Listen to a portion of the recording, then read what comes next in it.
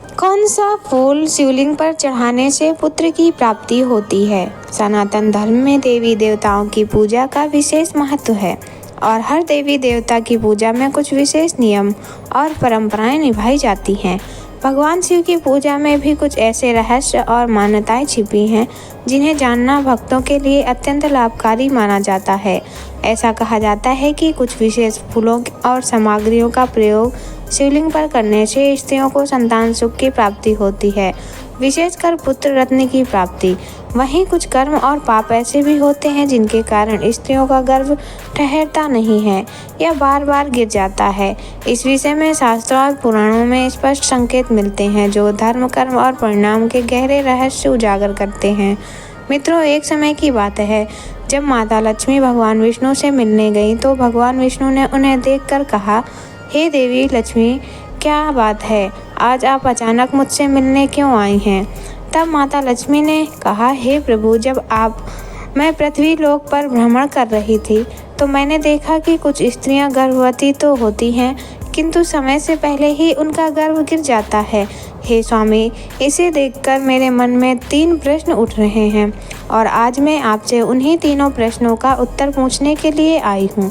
जब भगवान विष्णु ने कहा, हे देवी, तुम्हारे मन में जो भी प्रश्न हैं मुझे निश्चिंत होकर बताओ, मैं तुम्हारे तीनों प्रश्नों का उत्तर दूंगा।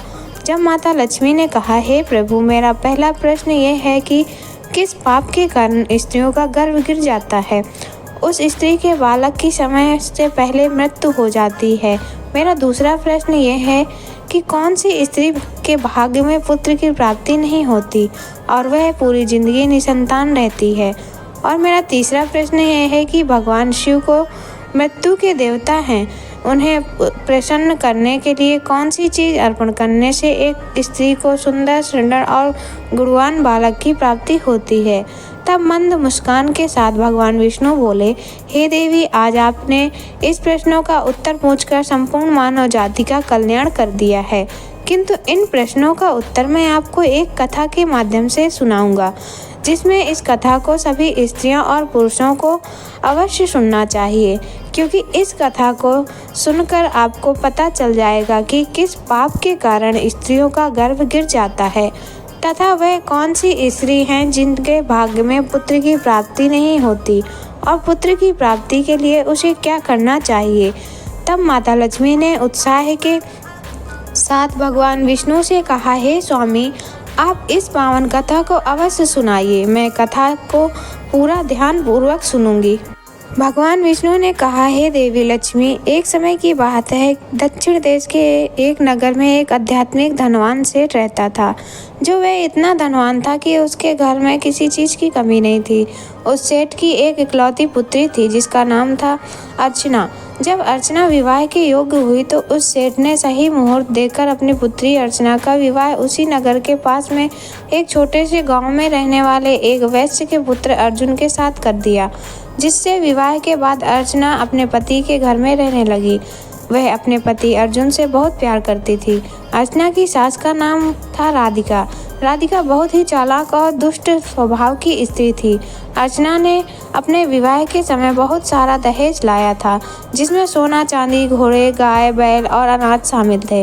राधिका हमेशा अपनी बहू अर्चना से मीठी मीठी बातें करती और कहती, तुमसे मेरे लिए कुछ और चीज़ें लाओ ताकि मैं तुम्हें और सम्मानित कर सकूं।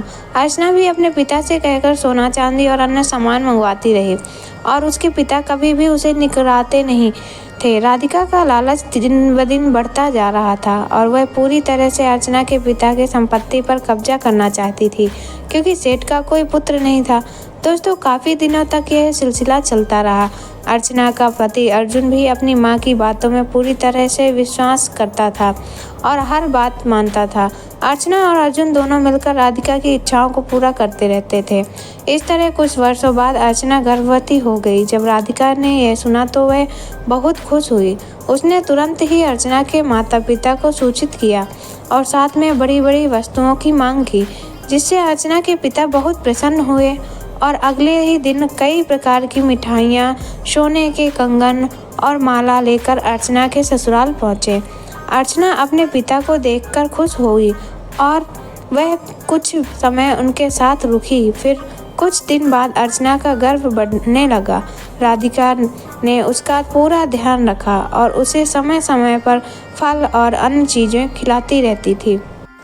अर्चना को कोई काम करने नहीं देती थी और वह घर में आराम करती रही। लेकिन एक दिन रात के समय अर्चना को अचानक असहनीय दर्द हुआ और उसे महसूस हुआ कि उसके गर्भ में कुछ गड़बड़ हो रही है। कुछ समय बाद उसका शरीर ठंडा पड़ गया और उसे रक्तस्राव होने लगा, जिससे अर्चना समझ गई कि उसका गर्भ गिर गया है। फिर उसने ये बात अपनी सास को बताई तो अर्चना की सास बहुत क्रोधित हो गई और ताना मारते हुए कहने लगी, अरे पापनी, तूने अपने जीवन में ऐसा कौन सा पाप किया है जिसके कारण जन्म लेने से पहले ही तेरा बच्चा मर गया। मुझे तो समझ में नहीं आता मेरे बेटे ने तुझ जैसी पापनी से विवाह क्यों किया। अब मेरे बेटे का जीवन ही नष्ट हो गया।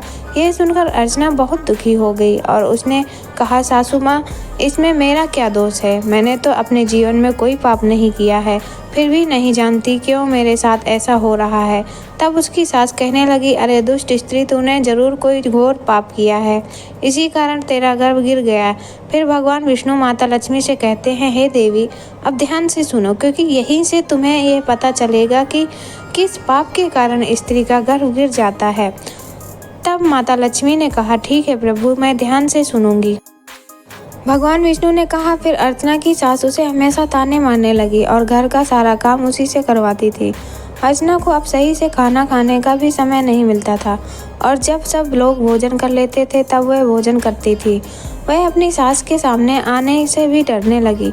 इस तरह कुछ महीने और बीतने के बाद अर्चना फिर गर्भवती हो गई, जिससे उसका पति बहुत प्रसन्न हुआ, लेकिन उसकी सास अभी तक उससे नाराज थी। जब अर्चना ने उसे यह बतलाया तो उसने कहा, एक बच्चे को तो तुम खा चुकी हो, पता नहीं अब यह बच्चा जीवित रहेगा या इसे भी उसी की तरह खा जाओगी। मुझे तुम पर जरा सा भी भरोसा नहीं है, क्योंकि मुझे तो लगता है कि तुमने कोई महापाप किया है, इसलिए तुम्हारा पहला गर्भ गिर गया था। अर्चना की सास की यह बात सुनकर अर्चना कुछ नहीं बोली और चुपचाप खड़ी रही। फिर धीरे धीरे अर्चना का गर्भ बढ़ने लगा और गर्भवती होते हुए भी वह घर का सारा काम करती रही, लेकिन उसकी सास को उस पर जरा सा भी दया नहीं आई। फिर अंत अर्चना के गर्भ के 9 महीने पूरे हो गए और बच्चे का जन्म होने का समय नज़दीक आ गया। फिर अर्चना ने एक बालक को जन्म दिया, लेकिन वह बच्चा ना तो कुछ बोल रहा था और ना ही कुछ रो रहा था। जब अर्चना ने ये देखा तो उसका बच्चा मरा हुआ था, जिससे अपने मरे हुए बच्चे को देखकर वह बहुत जोर जोर से रोने लगी। दोस्तों, जब अर्चना की सास को इस बात का पता चला तो वह बहुत गुस्सा हुई और अर्चना से कहने लगी, तू पापनी है, इसलिए तेरा दूसरा बच्चा भी मर गया। मुझे तो पहले ही शक था कि तूने कोई घोर पाप किया है, यही कारण है कि तेरा ये बच्चा भी मर गया। अगर तू मेरे घर में ज़्यादा दिनों तक रहेगी तो मेरे घर की भी सर्वनाश कर देगी। अब तुझे इस घर में रहने की कोई ज़रूरत नहीं है। दोस्तों, अर्चना ने रोते हुए कहा, सासू माँ, अब मैं कहाँ जाऊँ? मेरे लिए तो मेरे पति ही सब कुछ है, मैं उन्हें छोड़कर नहीं जा सकती हूँ। मैं अपने पति के साथ बहुत प्रेम करती हूँ, इसलिए आप मुझे इस घर से मत निकालिए। मैं घर का सारा काम करूँगी और इसी घर से किसी कोने में पड़ी रहूँगी। आप जो भी काम कहेंगी मैं वह सब करूँगी, बस आप मुझे घर से मत निकालिए, क्योंकि मैं अपने पति के बिना एक पल भी नहीं रह सकती। तब उसकी सास बोली, अरे पापनी, अगर तू अपने पति के बिना नहीं रह सकती तो कहीं पर जाकर मर जा। अब मुझे तो इस घर में एक क्षण भी नहीं दिखनी चाहिए। इतना कहकर अर्चना की सास ने उसे धक्के मारकर घर से बाहर निकाल दिया। अर्चना घर के बाहर काफ़ी समय तक रोते हुए बैठी रही, लेकिन उसकी सास ने दरवाज़ा नहीं खोला। फिर अर्चना ने सोचा, अब मुझे यहाँ से अपने मायके ही जाना पड़ेगा। यह सोचकर वह अपने मायके की ओर चल पड़ी। रास्ते में एक जंगल पड़ा और अचानक मूसलाधार बारिश होने लगी, जिससे बारिश से बचने के लिए वह एक पेड़ के नीचे बैठ गई। तभी वहाँ से एक साधु महाराज गुजर रहे थे, उन्होंने अर्चना को पेड़ के नीचे बैठा देखा और उससे पूछा, तुम कौन हो और इस जंगल में अकेली क्या कर रही हो? तब अर्चना ने कहा, हे साधु महाराज, मैं एक बहुत धनवान सेठ की पुत्री हूँ और मेरा विवाह एक वैश्य से हुआ है। मुझे अभी तक पुत्र की प्राप्ति नहीं हुई है। मैंने एक बार गर्भवती होकर गर्भ गिरा लिया था और फिर जब दूसरी बार गर्भवती हुई तो मेरा बच्चा मरा हुआ पैदा हुआ। इस कारण मेरी सास ने मुझे घर से निकाल दिया है और अब मैं इस जंगल में इधर उधर भटक रही हूँ। हे मुनिवर, कृपया मुझे कोई उपाय बताइए जिससे मुझे पुत्र की प्राप्ति हो सके। तब साधु महाराज ने कहा, बेटी तुम चिंता मत करो, मैं तुम्हें पुत्र प्राप्ति का उपाय बताता हूँ। यदि तुम इसे पूरी निष्ठा से करोगी तो तुम्हें पुत्र की प्राप्ति अवश्य होगी। ध्यान से सुनो। किसी भी स्त्री को मासिक धर्म के दौरान अपने पति के साथ संबंध नहीं बनाना चाहिए और उसे स्पर्श भी नहीं करना चाहिए। गर्भवती स्त्री को भगवान की पूजा अर्चना करते रहनी चाहिए और उसके मुख पर हमेशा प्रसन्नता होनी चाहिए। गर्भवती स्त्री को कभी भी दुखी या निराश नहीं रहना चाहिए, क्योंकि दुखी रहने से संतान पर बुरा प्रभाव पड़ता है। गर्भवती स्त्री को कभी दूसरों के घर का भोजन नहीं करना चाहिए और जितना हो सके अपने ही घर में रहना चाहिए। उसे कभी भी डरावनी चीज़ें नहीं देखनी चाहिए, क्योंकि इससे संतान पर बुरा प्रभाव पड़ता है। गर्भवती को हमेशा सात्विक और हल्का भोजन करना चाहिए ताकि संतान अच्छे गुणों से युक्त हो। जो स्त्रियां इन नियमों का पालन करती हैं उन्हें उत्तम पुत्र की प्राप्ति होती है, जबकि जो इन नियमों का उल्लंघन करती हैं उनका गर्भ गिर जाता है। तब साधु महाराज ने अर्चना से कहा, हे पुत्री, अब मैं तुम्हें पुत्र प्राप्ति का उपाय बताता हूँ, इसे ध्यान से सुनो तो तुम्हें पुत्र की प्राप्ति होगी। अर्चना ने नम्र स्वर से कहा, जी महाराज। फिर साधु महाराज ने कहा, किसी भी स्त्री को पुत्र प्राप्ति के लिए मासिक धर्म के पहले 4 दिनों में पतिव्रता से मिलन नहीं करना चाहिए। ऐसा करने से दुराचारी पुत्र जन्म लेता है। यदि 5वीं रात्रि में मिलन किया जाए तो पुत्री होती है।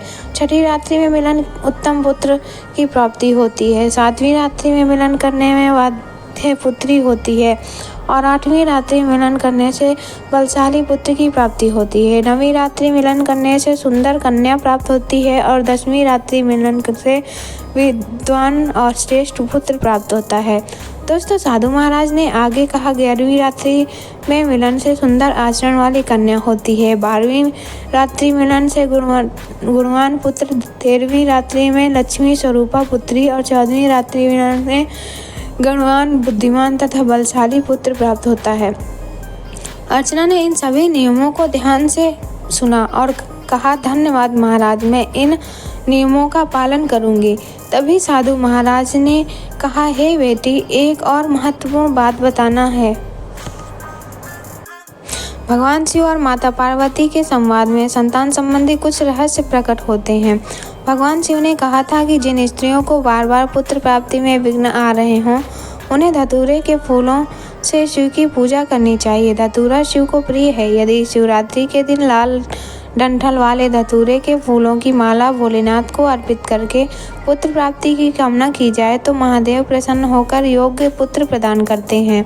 अर्चना ने पूरी बात सुनी और मन में ठान लिया कि वह इन उपायों को अपनाएगी। फिर एक दिन अर्चना का पति उसे ढूंढते हुए जंगल में आता है और कहता है, तुम यहाँ क्या कर रही हो? चलो घर चलो। तब अर्चना ने अपने पति को सारी बात बताई और कहा, मैं घर नहीं जाऊँगी जब तक मुझे पुत्र की प्राप्ति नहीं हो जाती। हम इसी जंगल में रहेंगे। फिर उसका पति भी उसके साथ जंगल में कुटिया बनाकर रहने लगा। दोस्तों, अर्चना ने मासिक धर्म की 14वीं रात को पति से मिलन किया और वह गर्भवती हो गई। गर्भवती होते हुए भी वह जंगल में रहती थी, जबकि उसका पति लकड़ी लाकर उनका भोजन तैयार करता था। इस तरह 9 महीने बीत गए। अर्चना प्रतिदिन पूजा और शिवलिंग पर धतूरे के फूल चढ़ाने का कार्य करती थी। फिर समय आने पर अर्चना को एक उत्तम पुत्र की प्राप्ति हुई और दोनों पति अत्यंत खुश हुए। अर्चना का पति कहा, चलो अब घर चलते हैं, क्योंकि अब तुझे पुत्र प्राप्त हो चुका है। तेरी सास को अब कोई ताना नहीं मिलेगा।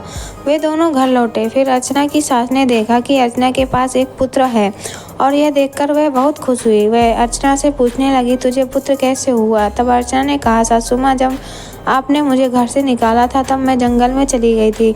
वहाँ मुझे एक ज्ञानी साधु महाराज मिले। उन्होंने मुझे पुत्र प्राप्ति का उपाय बताया। उसी समय उपाय से पुत्र की प्राप्ति हुई है।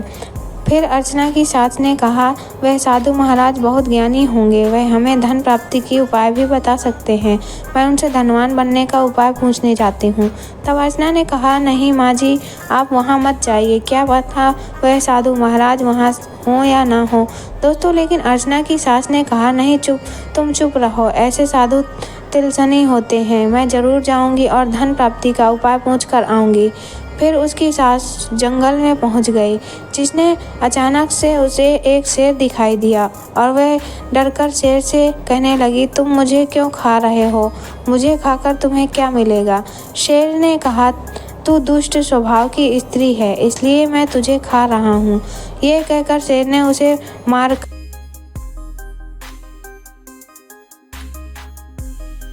खा लिया। फिर यमराज के दूत उसे यमलोक ले गए और यमराज ने सामने खड़ा कर दिया। चित्रगुप्त ने उसके जीवन का लेखा जोखा देखा और कहा, इस स्त्री ने अपने जीवन में बहुत पाप किए हैं।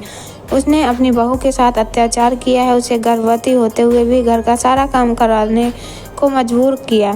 यमराज ने कहा, इस स्त्री को नरक में डाल दो, और उसे गर्म तेल में तला गया। दोस्तों, फिर भगवान विष्णु ने माता लक्ष्मी से कहा, अर्चना ने सही नियमों का पालन किया और उसे उत्तम संतान की प्राप्ति हुई। फिर माता लक्ष्मी ने, प्रभु उन स्त्रियों के बारे में बताइए जिनके भाग्य में पुत्र की प्राप्ति नहीं होती। तब भगवान विष्णु ने कहा, वे स्त्रियां जो अपने पति से हमेशा झगड़ा करती हैं और घर में अपने मनमाने तरीके से काम करती हैं, उनके भाग्य में कभी पुत्र की प्राप्ति नहीं होती। वे स्त्रियां यदि अपने पति का आदर और सम्मान करें तो उन्हें भी पुत्र की प्राप्ति होगी। तो दोस्तों, यह थी आज की कथा। मैं आशा करती हूँ कि आपको यह कथा पसंद आई होगी। वीडियो को लाइक ज़रूर करें और कमेंट में जय श्री कृष्ण अवश्य लिखें।